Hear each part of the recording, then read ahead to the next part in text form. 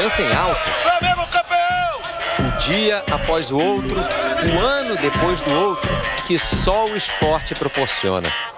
Que é o esporte, você ganha, você perde, mas tá junto sempre. Eu acho que as histórias ficam ainda mais saborosas e ainda melhores.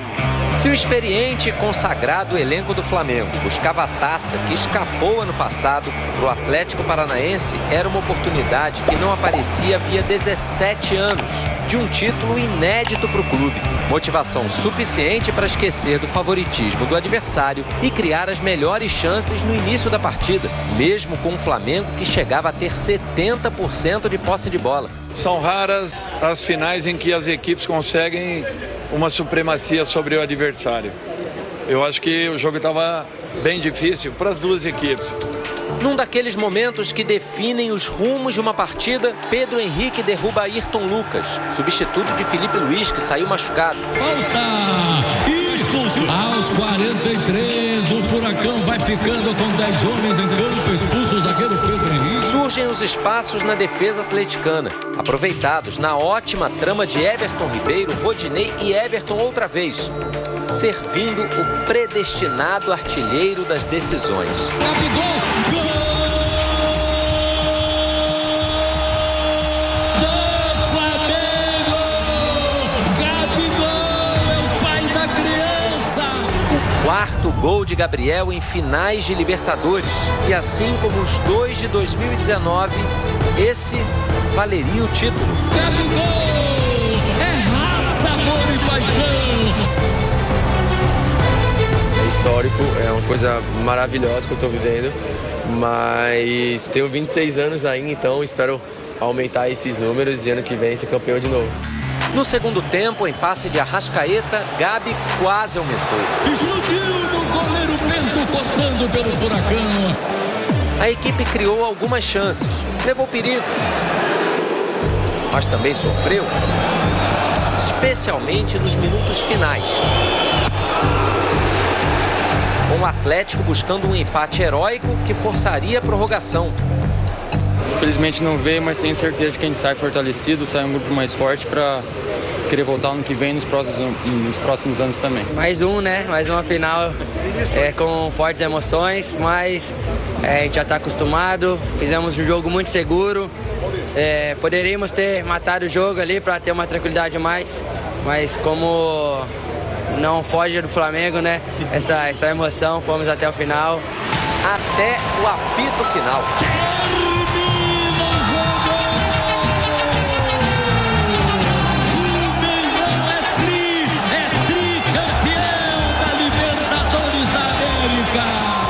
E devolveu a América ao time que, no fim das contas, fez a melhor campanha da competição. Entramos no campeonato para vencer e de uma forma invicta. Isso mostra o talento, a qualidade que todo mundo tem. E muito feliz com esse título, emocionante demais e que a gente vai lembrar pro resto da nossa vida. Para lembrar mesmo, 12 vitórias e um empate.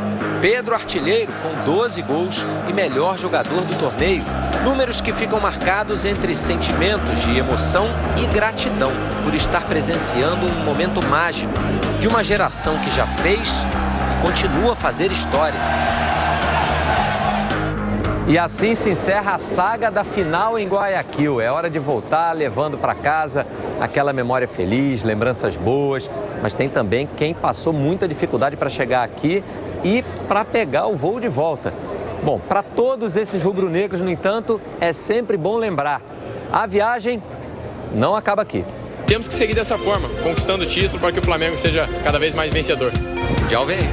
O Mundial vem aí e o Flamengo vai com tudo, como sempre. Início do ano que vem, ainda sem sede e data definidas, vai ser só o tempo de descansar, economizar e planejar o próximo embarque.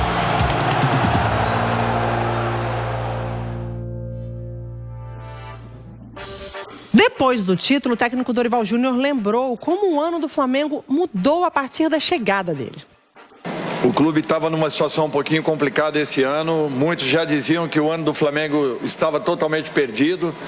E, de repente, um processo de recuperação, eu acho que apresentado por todos nós, mas, acima de tudo, abraçado pelos jogadores.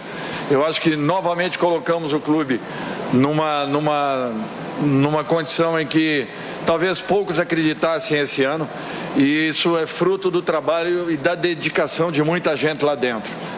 Seleção, vamos deixar as coisas acontecerem, é muito cedo ainda para se falar alguma coisa. A minha preocupação continuará sendo o Flamengo, até porque poucos terão a oportunidade que eu tive de estar num grande clube como esse pela terceira oportunidade.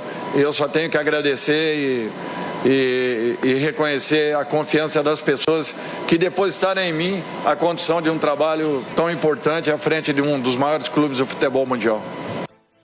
Essa segunda resposta do Dorival é em relação a um questionamento até de seleção brasileira para ele aí no ano que vem, depois da saída do Tite. Qual é o tamanho do Dorival depois desse título da Libertadores, Roger? É uma recuperação para ele também na carreira, venceu um câncer, também, né? Teve trabalhos que não foram tão bem e assumiu um Flamengo que estava um pouco conturbado, né, com os trabalhos anteriores. Quando ele fala ali, desde que eu cheguei, o Flamengo mudou um pouquinho de rota, e é verdade. Eu lembro de um dos primeiros jogos, se não o primeiro do Dorival, foi contra o Internacional do Beira-Rio. E o Mano, depois da vitória do Inter, abraça ele e fala assim: pô, eu também peguei o Inter bagunçado, você vai ter trabalho.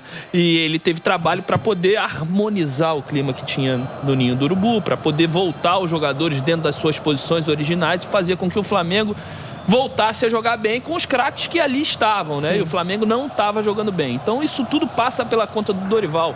Alguns momentos de escolha ele teve que ser firme, concordando ou não, principalmente numa rota de Campeonato Brasileiro, onde ele jogou com time reserva contra o Palmeiras, no momento em que poderia diminuir a distância e colocar ou recolocar o Flamengo nesse título de Campeonato Brasileiro, e muitos dos torcedores ficaram chateados, alguns analistas também questionaram, inclusive eu até questionei o Dorival, mas provavelmente com as informações internas do clube, principalmente na condição física dos atletas, eles definiram que iam partir para a Copa do Brasil e para a Libertadores, e o resultado foi esse. Então todo mundo tem que abraçar e comemorar junto com o Dorival, que tomou as decisões corretas para que o time chegasse nessa reta final de temporada com 2 títulos importantíssimos.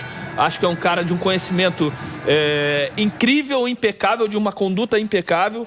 Como eu falei, é um cara que foge dos holofotes, que abraça os seus jogadores e que dá conforto para que eles possam render o máximo dentro de campo.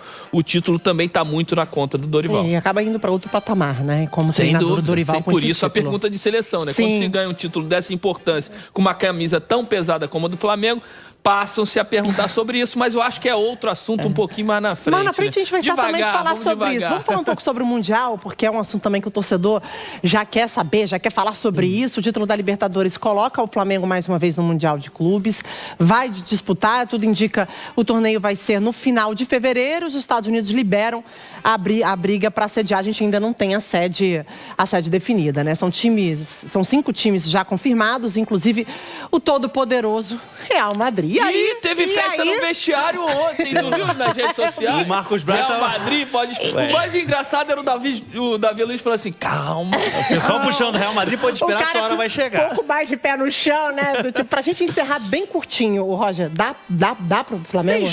Tem jogo. Eu acho que o Flamengo entrou muito favorito contra o Atlético Paranaense e teve jogo. Eu acho que mais ou menos o mesmo patamar. Lógico, o Real é um dos times mais ricos, mais poderosos. Entra favorito. Isso se acontecer o duelo, né? Porque um dos dois pode ficar aí, né? Também pelo caminho, né? Já não está garantido essa final. Mas se der Flamengo e Real Madrid, que é o que pode acontecer, o Real Madrid é favorito, mas que tem jogo, tem jogo. Roger Flores, obrigado.